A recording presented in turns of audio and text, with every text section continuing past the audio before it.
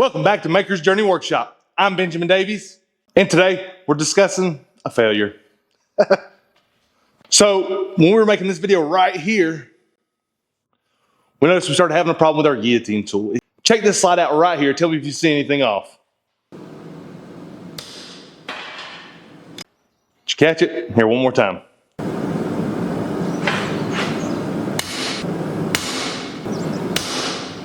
So the framing for our guillotine tool is starting to get a little bit warped. The angle iron's just not holding up. It needs some reinforcement.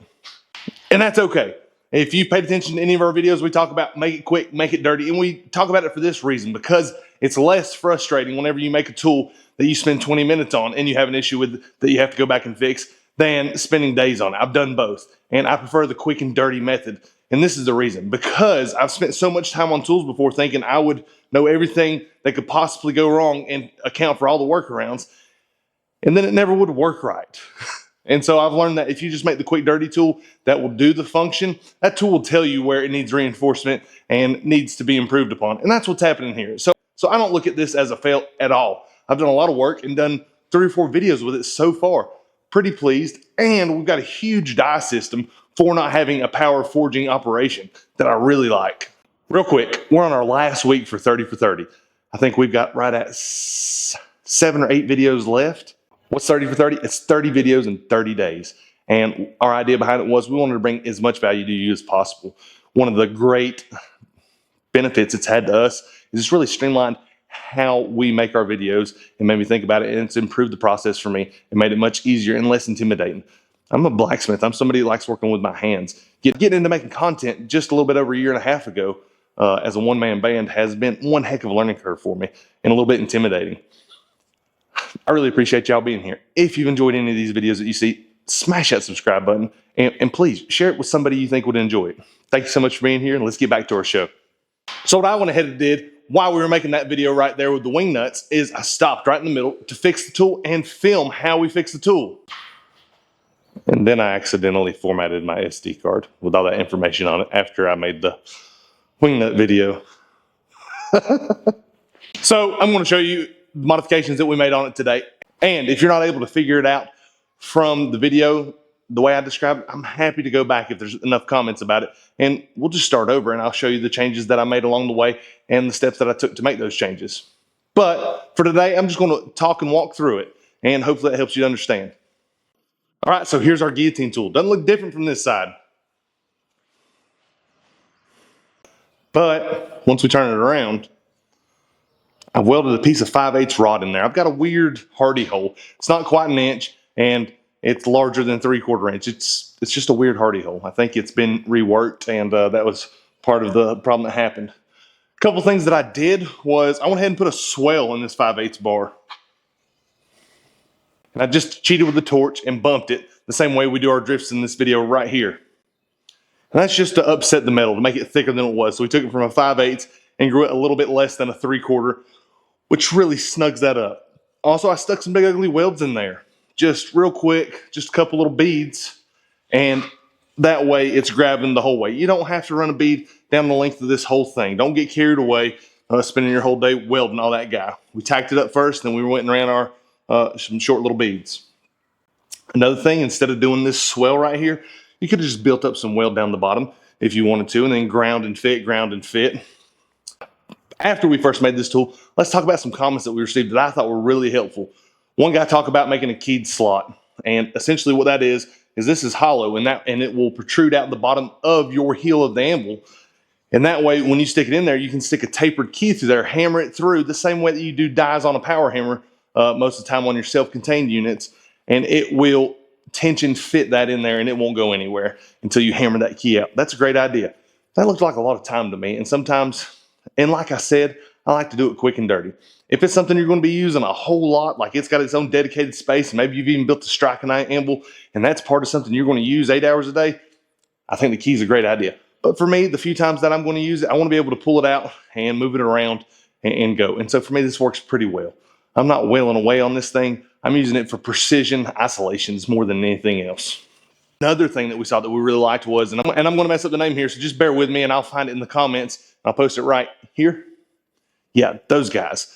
I think they're called spring ball bearing bolts or something with Allen screws. And essentially what that is, that's a hollow bolt with a spring in it and a ball bearing tension fit in there. And that way, as you put tension right out here, that's going to roll up and down instead of just sliding up and down on the bolts. I like that idea. If you have access to those, grab them. Or if you're cutting your threads or welding these nuts on here, see what's available that you can order and make sure that you're welding the nuts on here that will adapt to those if that's a change that you want to make. Seems like a pretty good idea to me. All right, something else that we did too, because I think we have 1.5 inch tubing with 3/16 wall, and we're using a 1-inch mild steel die. I'm not even hardening any of these. You can tell where these are mushrooming out, where they're being struck up top. Yep. But I had a little bit of play in here. That's the reason I put these bolts out front, but I've got play side to side that I notice is giving me a fit. And so what I've done is, let's see if we can get a good shot of this.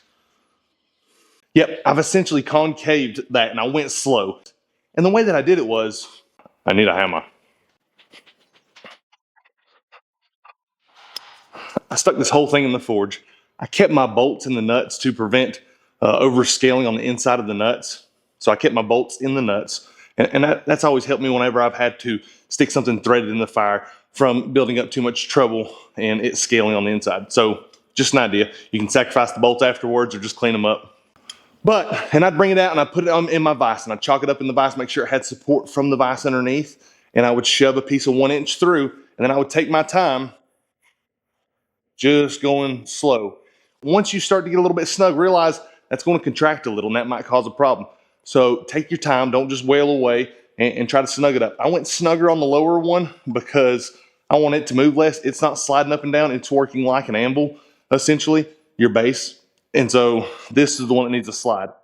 And I've got a much better fit now, and I really like that. So I don't deem any of this as a failure. I deem it 100% as a win.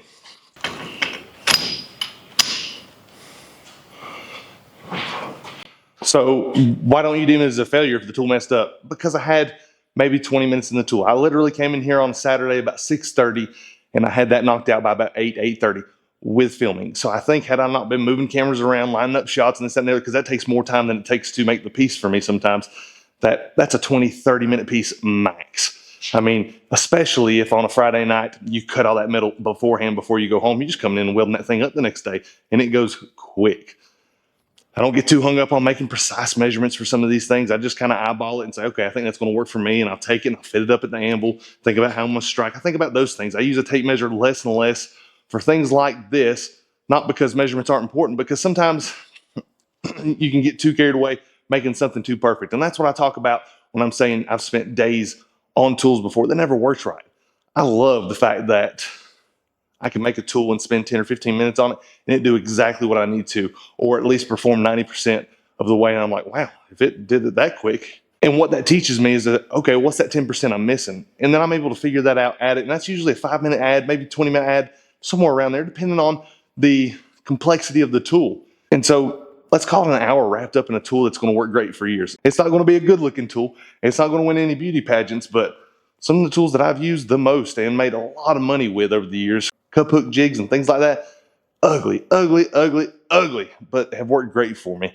And they only get replaced whenever they fail. And so I'm pretty pleased.